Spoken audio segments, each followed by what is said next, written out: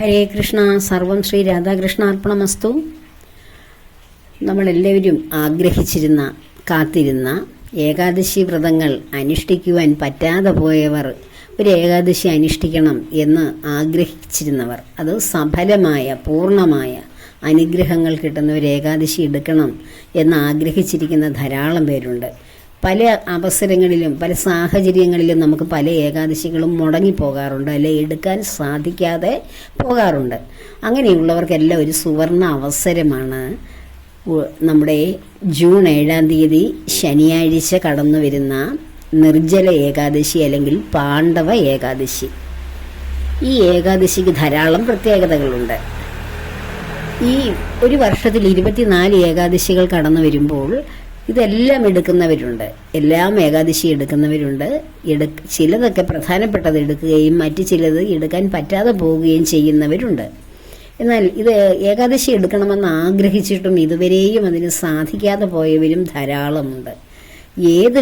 ഏത് കാരണം കൊണ്ടാണോ ഏകാദശി എടുക്കാൻ പറ്റാതെ പോയത്, അല്ലെങ്കിൽ എടുക്കണമെന്ന് ആഗ്രഹിക്കുന്നത്, എല്ലാവർക്കും സമ്പൂർണ്ണമായി സമാധാനവും സന്തോഷവും തരുന്ന ഒരു ഏകാദശിയാണ് കടന്നു വരുന്നത്. കാരണം 24 ഏകാദശികൾ എടുത്താൽ ആ കിട്ടുന്ന പുണ്യമാണ് നിർജ്ജല ഏകാദശി അല്ലെ പാണ്ഡവ ഏകാദശി കൊണ്ട് ഉദ്ദേശിക്കുന്നത്. അതുകൊണ്ട് കിട്ടുന്ന അനുഗ്രഹം.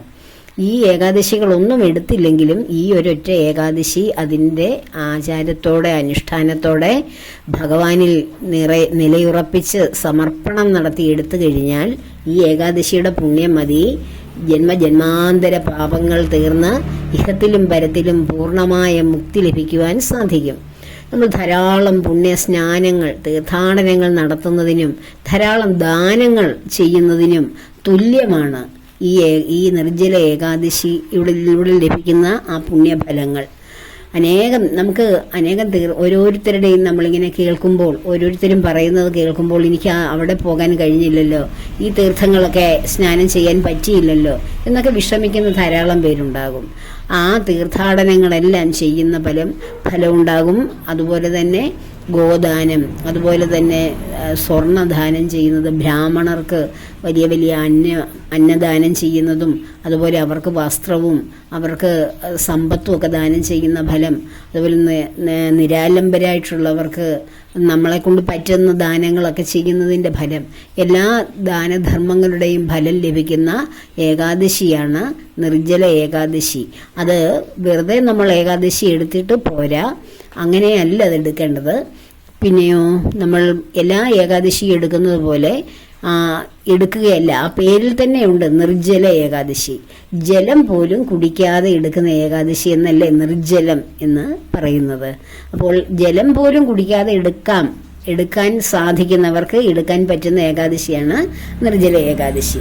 ഈ ജലം കുടിക്കാതെ ഏകാദശി എടുത്തു എന്ന് പറയുന്നതിനേക്കാൾ ഉപരി ആ ഏകാദശി പ്രഭാതം മുതൽ, അതായത് ബ്രഹ്മയാമം മുതൽ അടുത്ത ദിവസം 8 പാരണ വീടുന്ന സമയം വരെയും വളരെ ഈശ്വര സാക്ഷാത്കാരത്തിന് വേണ്ടി സമർപ്പണത്തോടുകൂടി ജലപാനമില്ലാതെ ആഹാരം ഇല്ലാതെ അങ്ങനെ പ്രാർത്ഥനയോടെ ഇരിക്കുമ്പോഴാണ് അതിൻ്റെ പൂർണ്ണമായ ഫലം ലഭിക്കുന്നത്. അപ്പോൾ ആ ഭഗവത് സേവനത്തിൽ, അല്ലെ ഭഗവാനോടുള്ള ആ സ്മരണയിൽ, ഭഗവാനോടുള്ള നിരന്തര നാമകീർത്തനങ്ങളിൽ ധ്യാനനിരതമായ അവസ്ഥയിൽ കടന്നുകൂടി അങ്ങനെ നമ്മൾ മുന്നോട്ട് പോയി ആ ഒരു ദിവസം സഫലമാക്കുമ്പോഴാണ് ആ നിർജ്ജല ഏകാദശിയുടെ പൂർണ്ണമായ ഫലം നമ്മുടെ പുരാണങ്ങളിൽ വിവരിച്ചിരിക്കുന്നത് പോലെ നമുക്ക് ലഭിക്കുന്നത്. അത് നമ്മുടെ തലമുറകൾക്കും നമ്മിലുള്ള പാപങ്ങളെ തീർക്കുവാനും നമ്മുടെ പിതൃക്കളുടെ പാപങ്ങൾ തീർക്കുവാനും നമുക്ക് ഈ ഭൂമിയിലുള്ള ഇഹലോകത്തെ സൗഭാഗ്യങ്ങൾ, ദാരിദ്ര്യ ദുഃഖം മാറി സമ്പത്ത് വർദ്ധിക്കുവാനും ആഗ്രഹിക്കുന്ന പദവിയും അല്ലെങ്കിൽ ജോലിയും ഒക്കെ ലഭിക്കുവാനും ഒക്കെ അത് സാധ്യമാകും. എന്തൊക്കെയാണോ നമുക്കുണ്ടായിരിക്കുന്ന കുറവുകൾ, അല്ലെങ്കിൽ നമുക്ക് വേണ്ടിയിരിക്കുന്ന കാര്യങ്ങൾ, ഇവയെല്ലാം സാധിക്കുകയും ഇഹലോകത്തിന് ശേഷം പരലോകത്തിലേക്ക് പോയി വിഷ്ണുപദപ്രാപ്തി നേടുവാനും ഈ നിർജ്ജല ഏകാദശിയുടെ കഠിനമായ ചിട്ട കൊണ്ട് സാധിക്കാൻ കഴിയും. അപ്പോൾ ഇത് പാണ്ഡവ ഏകാദശി എന്ന് പറയുവാൻ തന്നെ കാരണം പാണ്ഡവർ എടുത്ത ഒരു ഏകാദശിയാണ്. പാണ്ഡവരുടെ വനവാസകാലത്ത്, ആ വനവാസകാലം അവരുടെ വളരെ കഷ്ടം പിടിച്ച കാലമായിരുന്നു. ഒരു രാജ്യത്തിൽ നിന്ന് ത്യജിക്കപ്പെട്ട്, അങ്ങനെ രാജ്യത്തിൽ നിന്ന് ഉപേക്ഷിക്കപ്പെട്ടിട്ട് അവർ 14 സംവത്സരക്കാലം വനവാസത്തിൽ ഏർപ്പെടുകയും 1 വർഷക്കാലം അജ്ഞാതവാസത്തിൽ ഏർപ്പെട്ട് അതിനിടയ്ക്ക് ഇവരെ കണ്ടുപിടിച്ചിട്ടുണ്ടെങ്കിൽ വീണ്ടും വനവാസത്തിന് പോകണമായിരുന്നു. അങ്ങനെ ആ ചൂതുകളിലൂടെ രാജ്യഭ്രഷ്ടരാക്കപ്പെട്ട ഇവർ വളരെ കഠിനമായിട്ടുള്ള ഒരു ജീവിതമാണ് നയിച്ചിരുന്നത്. ആ സമയത്താണ് പാഞ്ചാലിക്ക് ഭഗവാൻ ആ അക്ഷയപാത്രമൊക്കെ സമ്മാനിക്കുന്നത്, സൂര്യദേവൻ. അപ്പോൾ വളരെ ജീവിതത്തിൽ വളരെ കഠിനമായ കാലഘട്ടങ്ങളുടെ ഒരു ഘോഷയാത്രയായിരുന്നു പാണ്ഡവരുടെ ആ വനവാസകാലം. പാണ്ഡവരോടൊപ്പം അവരുടെ സന്തത സഹചാരിയായി, ബന്ധുവായി, അർജുനന്റെ സുഹൃത്തായി, കൂട്ടാളിയായി എപ്പോഴും ഭഗവാൻ കൂടെ ഉണ്ടായിരുന്നിട്ട് പോലും, പ്രത്യക്ഷനായി ഭഗവാൻ അവരോടൊപ്പം മനസ്സുകൊണ്ടും ശരീരം കൊണ്ടും കൂടെ ഉണ്ടായിരുന്നിട്ട് പോലും അവർ കർമ്മഫലങ്ങൾ അനുഭവിക്കേണ്ടി വരുന്നു. കാരണം എന്താണ്? ഒരു മനുഷ്യരായി ഭൂമിയിൽ ജനിച്ചത് കാരണം ഭഗവാൻ കൂടെ ഉണ്ടായിട്ടും കർമ്മഫലങ്ങൾ അനുഭവിക്കേണ്ടി വരുന്നു. അതുകൊണ്ടാണ് അവരുടെ രാജ്യത്തു നിന്ന് അവർക്ക് രാജ്യം നഷ്ടപ്പെട്ട് അവർ സ്ഥാനഭ്രഷ്ടരായി വനത്തിൽ ജീവിക്കുന്നു. രാജാവായി ജീവിച്ചിരുന്നവർ വനങ്ങളിൽ നിരാലംബരായിട്ട് ജീവിക്കുന്നു. പക്ഷെ അവിടെയെല്ലാം ഇവർക്ക് ആലംബത്വം അല്ലെ ആശ്രയത്വം കൊടുക്കുന്നത് ഭഗവാനാണ്. ഓരോ ഘട്ടങ്ങളിലും. ഇപ്പോൾ അക്ഷയപാത്രത്തിലെ അവസാനത്തെ ആഹാരവും ദ്രൗപദി കഴിച്ചതിന് ശേഷം ദുർവാസാവും മഹർഷിയും കൂട്ടാളികളും അവിടെ വരികയാണ്. അത് ആരുടെ ആജ്ഞപ്രകാരമാണത്? ദുര്യോധനൻ പറഞ്ഞു വിടുകയാണ് ചെയ്യുന്നത്. കാരണം ഇവർ വനത്തിൽ പോയിരുന്നാലും ഇവർക്ക് ആ ശാപത്തിൽ നിന്നും അല്ലെങ്കിൽ ദുരിതത്തിൽ നിന്നും മോചനം കിട്ടരുത്. ദുർവാസാവ് ഇവരെ ശപിക്കട്ടെ, അദ്ദേഹത്തിന്റെ ആഗ്രഹപ്രകാരം അവരെ സ്വീകരിക്കാൻ കഴിയാതെ വിശന്നു വരുമ്പോൾ ഇവർക്ക് ആഹാരമില്ലാതെ വന്ന് അവർക്ക് ശാപം കിട്ടാൻ വേണ്ടി ദ്രൗപദി ഭക്ഷണം കഴിച്ചതിന് ശേഷം അക്ഷയപാത്രത്തിൽ ആഹാരം ഇല്ലാതിരിക്കുന്ന സമയം നോക്കി ദുർവാസാവ് മഹർഷിയെയും സംഘത്തെയും പറഞ്ഞു വിടുമ്പോൾ ഭഗവാനാണ് അവിടെ ഓടിയെത്തി. ഭഗവാൻ കുളി കഴിഞ്ഞ് വരുന്ന മഹർഷിയെയും സംഘത്തെയും അവർക്ക് പൂർണ്ണമായ ആഹാരം, അവരുടെ വയറ് നിറച്ച് വിശപ്പടങ്ങിയെന്ന വിധത്തിൽ ശ്രേഷ്ഠമായ ആഹാരം കഴിച്ച് അവരുടെ വയറൊക്കെ സമ്പന്നമായി, മനസ്സും ശരീരവും സമ്പന്നമായ അവസ്ഥ ഭഗവാനാണ് അവിടെ കൊടുക്കുന്നത്. അപ്പോൾ ഭഗവാൻ ആ അക്ഷയപാത്രത്തിൽ അവസാനം പറ്റിയിരുന്ന ഒരു ചീരയിലയുടെ ഒരു തുമ്പെടുത്ത് നാവിൽ ഭക്ഷിച്ചപ്പോൾ ഇവരുടെ എല്ലാവരുടെയും വിശപ്പടങ്ങി അവർ മൃഷ്ടാന്നം ഭക്ഷിച്ച അനുഭവം അവർക്കുണ്ടായി. അങ്ങനെ ഭഗവാൻ അവരെ ആ കഷ്ടമായ അവസ്ഥയിൽ നിന്ന് രക്ഷിച്ചു. ഇതുപോലെ ഓരോ വനവാസകാലത്ത് ഇവർ വനവാസം ചെയ്യുകയാണെങ്കിലും ഭഗവാൻ അവരെ ഓരോ വിധത്തിൽ സഹായിച്ചുകൊണ്ടിരുന്നു. അപ്പോൾ ഭഗവാൻ കൂടെ ഉണ്ടായിട്ടും അവർക്ക് ദുരിതകാലം അനുഭവിക്കേണ്ടി വന്നു. ഇത് നമ്മുടെയും അവസ്ഥയാണ്. നമ്മൾ ഭഗവാനെ നിരന്തരം പ്രാർത്ഥിക്കുകയും ഭഗവത് സേവനത്തിൽ തന്നെ ഇരുന്നാലും നമുക്കും ദുരിതകാലങ്ങളും കഷ്ടകാലങ്ങളൊക്കെ വരുമ്പോഴും നമ്മൾ കരുതും, അയ്യോ ഭഗവാനെ ഞാൻ നിരന്തരം വിളിക്കുന്നു, ഭഗവാന്റെ ഒരു ഭക്തനാണ് ഞാൻ, എന്നിട്ടും എനിക്ക് ഈ കഷ്ടകാലങ്ങളിലൂടെ കടന്നു പോകേണ്ട അവസ്ഥ വന്നല്ലോ ഭഗവാനെ എന്ന് നമ്മൾ ചിന്തിക്കുന്നു. പാണ്ഡവരുടെ കൂടെ ഭഗവാൻ ഉണ്ടായിട്ടും അവർക്കും ആ അവസ്ഥ വന്നു എന്ന് ആലോചിക്കൂ. അപ്പോൾ പാണ്ഡവരോടൊപ്പം ഭഗവാൻ വന്ന് ഓരോ കഷ്ടാവസ്ഥയിലും ഭഗവാൻ അവരെ രക്ഷിക്കുന്നത് പോലെ നമ്മോടും ഓരോ കഷ്ടാവസ്ഥയിലും നമ്മുടെയും അവസ്ഥകളിലൂടെ നമ്മോടും ഭഗവാൻ വന്ന് സംവദിക്കും. നമ്മുടെ വിഷമാവസ്ഥകളിൽ നിന്ന് ഭഗവാൻ നമ്മളെ ആ കാഠിന്യത്തിൽ നിന്ന് രക്ഷിക്കും. കഷ്ടകാലത്തിന്റെ കാഠിന്യം കുറച്ചു തരും. അതിനാണ് ഭഗവാനെ നമ്മൾ നിരന്തരം ധ്യാനിക്കുകയും പ്രാർത്ഥിക്കുകയും ഭഗവത് സേവനത്തിലേക്ക് ഏർപ്പെടുകയും ചെയ്യുന്നത്. അല്ലാതെ ഭഗവാനെ വിളിച്ചെന്ന് കരുതി നമ്മുടെ ജീവിതത്തിൽ നാം ചെയ്തു വെച്ച കർമ്മങ്ങളുടെ ഫലങ്ങൾ പൂർണ്ണമായി ഇല്ലാതെ പോകില്ല. പക്ഷെ ആ കർമ്മഫലത്തിനൊക്കെ ഒരു ഇളവ് വരും, ഒരു സമാധാനം വരും. ഏത് ദുർഘട സന്ധിയിലൂടെ കടന്നു പോകുമ്പോഴും ജീവിക്കുവാൻ ഒരു കൈത്തിരി വെട്ടമായി, ഒരു താങ്ങായി ഭഗവാൻ എപ്പോഴും നമ്മോടൊപ്പം ഉണ്ടാകും. ഭഗവാനെ അറിയുന്നവർ വിളിക്കുന്നവർക്കും മാത്രം. അല്ലാതുള്ളവർ ആ കഷ്ടകാലത്തിൽ ചിലപ്പോൾ പോയി പോകാം. ഇല്ലെങ്കിൽ അവർ അതിനെ വല്ല വിധേനയും നരകതുല്യമായി മുന്നോട്ട് കൊണ്ടുപോകാം.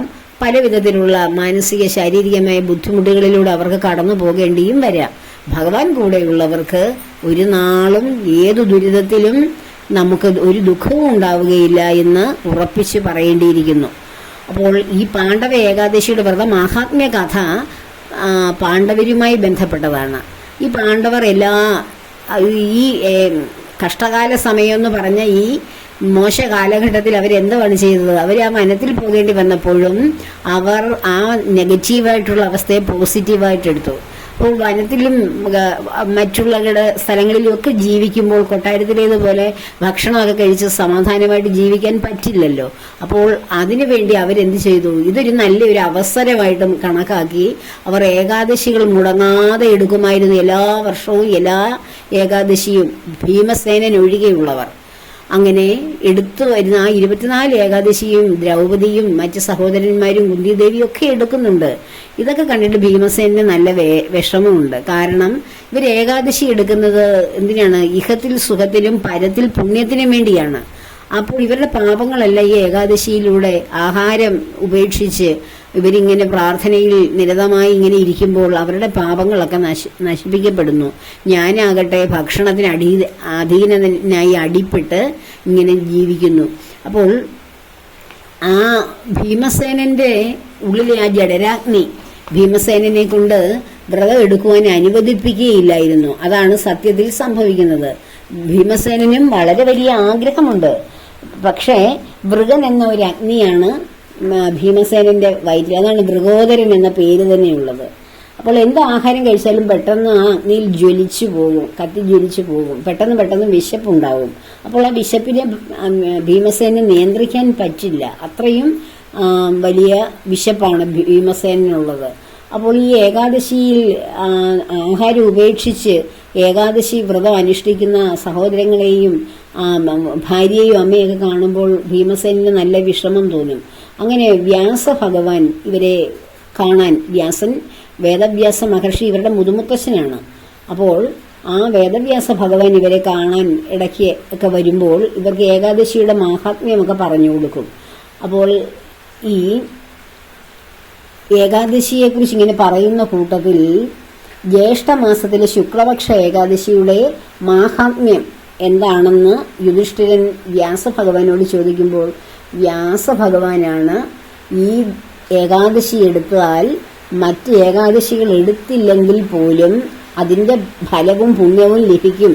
ഈ ജ്യേഷ്ഠമാസത്തിലെ ശുക്ലപക്ഷ ഏകാദശി അതിനെ നിർജ്ജലമായി എടുത്തു കഴിഞ്ഞാൽ മറ്റ് ഏകാദശികൾ എടുക്കുന്നതിന് തുല്യമായ ഫലം ലഭിക്കും എന്ന് പറഞ്ഞു കൊടുത്തപ്പോഴാണ് ഭീമസേനൻ മനസ്സിൽ കരുതിയ ചോദ്യത്തിന്റെ ഉത്തരമായി ആ അഭിപ്രായം അല്ലെങ്കിൽ ആ നിർദ്ദേശം. അപ്പോൾ ഭീമസേനന് ആഗ്രഹമുണ്ട് ഏകാദശി എടുക്കണമെന്ന്. പക്ഷെ തന്റെ വിശപ്പ്, തന്റെ ആ ജഡരാഗ്നി കാരണം മറ്റുള്ളവർ എടുക്കുന്ന പോലെ വ്രതം എടുക്കാൻ പറ്റുന്നില്ല. അപ്പോൾ എനിക്കും ഇവരെ പോലെ എടുക്കണം, അതിന് വല്ല മാർഗവും ഉണ്ടോ എന്ന് മനസ്സുകൊണ്ട് ആരാഞ്ഞ് ഇങ്ങനെ ഇരിക്കുന്ന അവസരത്തിലാണ് ഇങ്ങനെ നിരന്തരം നമ്മളൊരു കാര്യത്തിന് വേണ്ടി ആരായുമ്പോൾ നമുക്കതിന്റെ ഉത്തരം എവിടെ നിന്നെങ്കിലും ലഭിക്കും എന്ന് പറഞ്ഞതുപോലെ ഭീമസേനന് കിട്ടിയ ഉത്തരമാണ് വ്യാസഭഗവാനിൽ നിന്ന് ഈ ജ്യേഷ്ഠമാസത്തിലെ ശുക്ലപക്ഷ ഏകാദശി എടുക്കുന്നതിലൂടെ അത് നിർജ്ജലമായി എടുത്തു കഴിഞ്ഞാൽ ഇത്രയും ഒരു വർഷം എടുക്കുന്ന ഏകാദശിയുടെ പുണ്യം ലഭിക്കുമെന്ന് പറയുമ്പോൾ ഭീമസേനൻ അതിന് തയ്യാറാവുകയാണ്. അങ്ങനെ ഭീമസേനൻ നിർജ്ജലമായി ആ ഏകാദശി എടുക്കുന്നു. ആ ഒരൊറ്റ ദിവസം എടുത്താൽ തൻ്റെ ആ ഒരു ദിവസത്തെ വിശപ്പിന് ശമനം കൊടുത്തുകൊണ്ട് ആഹാരത്തിനൊക്കെ അവിടെ നിർത്തു കൊടുത്തുകൊണ്ട് ഭീമസേനൻ അത് വളരെ കർശനമായിട്ട് ആ ഏകാദശി ഉറങ്ങാതെ ഇരുന്നെടുക്കുകയാണ്.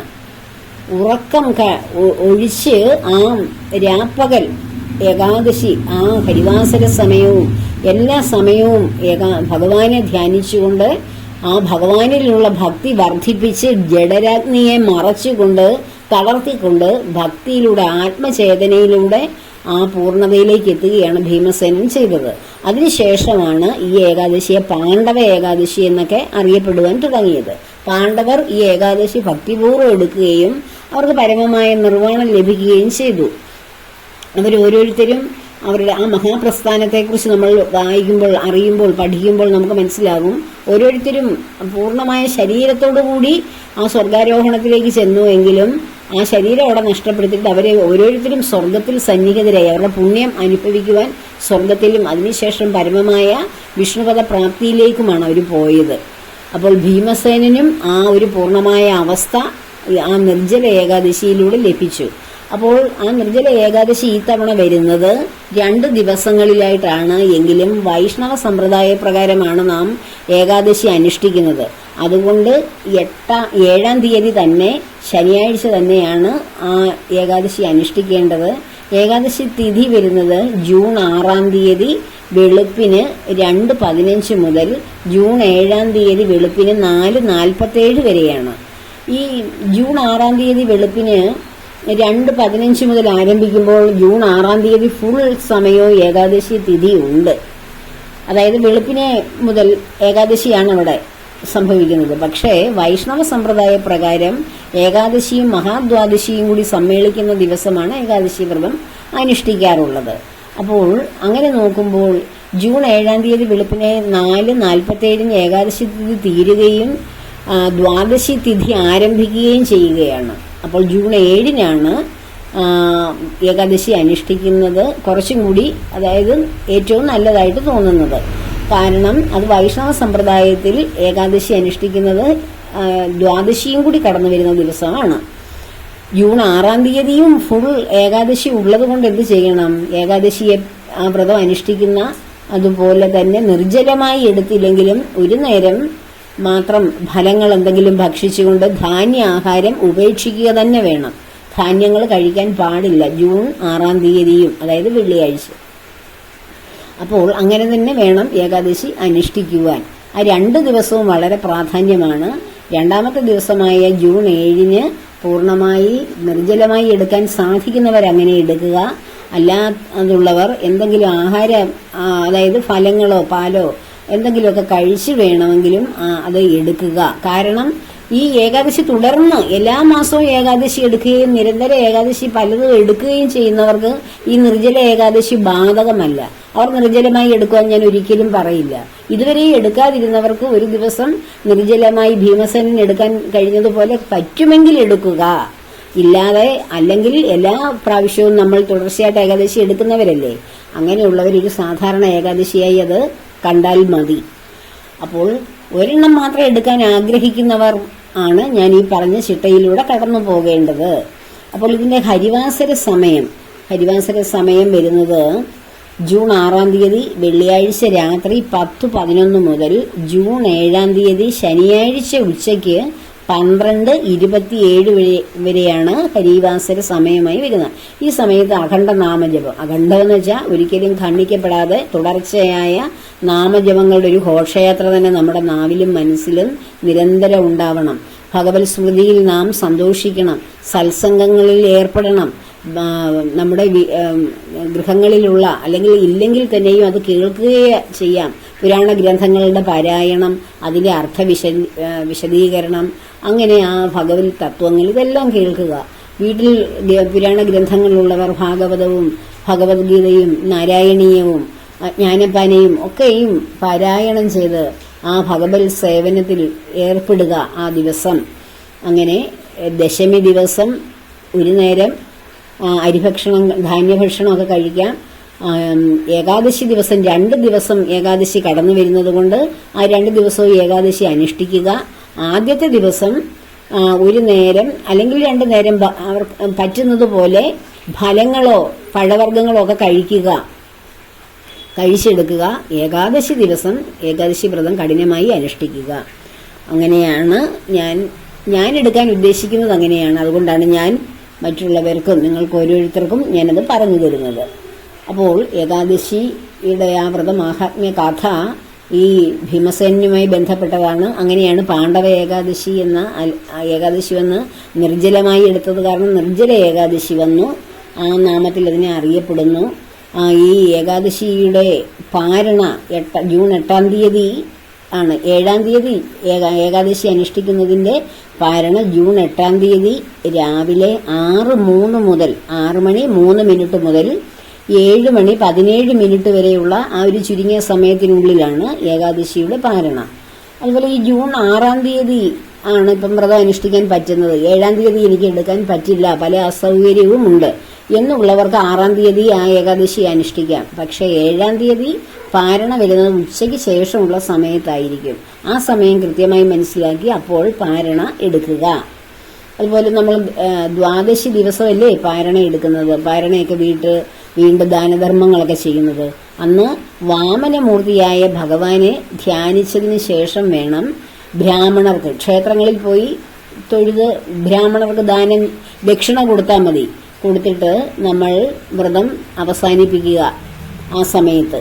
അതായത് 6 മണി 3 മിനിറ്റ് മുതൽ 7 മണി 17 മിനിറ്റ് വരെയുള്ള സമയത്ത്, ആ 1 മണിക്കൂർ സമയം, 1 മണിക്കൂറിലധികമുണ്ട്. ആ സമയത്ത് പാരണ വീട്ടി നമ്മൾ വ്രതം അവസാനിപ്പിച്ച് അന്നും ശുദ്ധാഹാരിയായി ഒരു നേരം മാത്രം അരിഭക്ഷണം കഴിച്ച് ജീവിക്കുക, ഭഗവത് നാമങ്ങൾ ഉച്ചരിച്ചുകൊണ്ട്.